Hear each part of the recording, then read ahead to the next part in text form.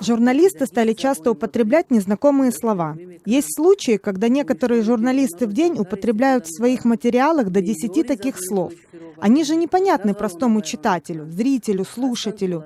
При этом грубо нарушаются нормы государственного языка.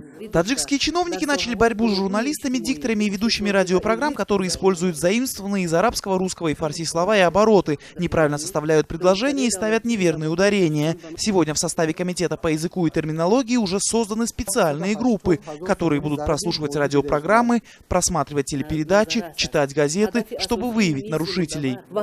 Мы уже объявили, что постепенно начнем штрафовать корреспондентов, работников радио и телевидения. К журналистам, нарушающим нормы языка, применят административное наказание. Штраф на сумму от 70 до 150 долларов в национальной валюте за каждый факт. По словам некоторых сотрудников государственных телеканалов, это половина их зарплаты.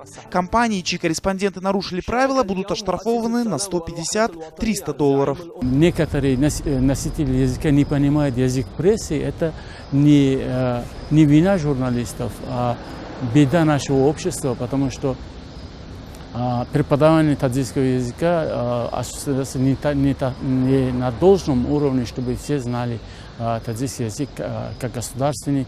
Не нарушать нормы таджикского языка, по словам журналистов и экспертов, практически невозможно. За последние годы было введено немало изменений в правилах правописания. Удалены некоторые буквы и заменены сотни заимствованных слов на таджикские аналоги. Корреспонденты и редакторы просто не успевают уследить за всем.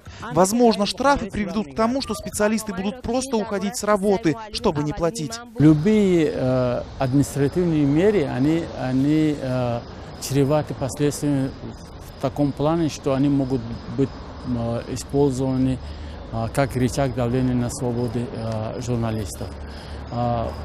Кто знает, что комиссия, которая будет работать, преследует такие благие намерения, как выполнение нормы государственного языка. Это не первый случай, когда власти пытаются ограничить деятельность СМИ. Так, для получения официальной информации из министерств и ведомств необходим письменный запрос, ответ на который приходит тогда, когда он уже не нужен.